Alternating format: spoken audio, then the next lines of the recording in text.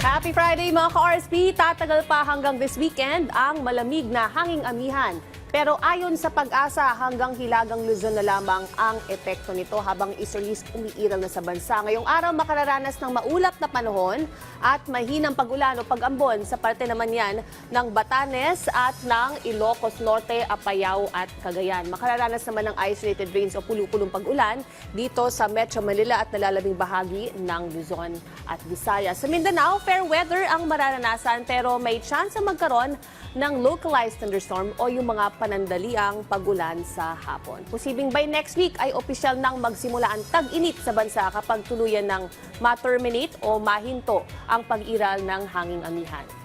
Samantala, inanunsyo na Pag-asa kamakailan na 7 pangalan ng mga bagyo na ginamit noong nakarang taong 2025 ang na-decommission o hindi na muling gagamitin. Ito ay ang mga pangalang Krising, Emong, Mirasol, Nando, Opong, Tino at Juan. Karaniwang itinatanggal na permanently ang mga pangalan ng mga bagyong nagdulot ng matinding pinsala o di kaya ay umabot sa 300 ng casualties o nagdulot ng malaking pinsala sa infrastruktura at agrikultura na abot sa 1 billion pesos. Karamihan sa 7 ito ay matindi ang pinsala sa infrastructure at agrikultura.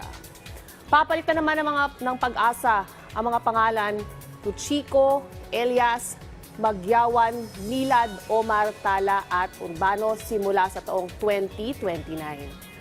Yan muna ang pinakuli mula rito sa InfoWeather. Keep safe at stay dry mga ka-RSP and happy weekend.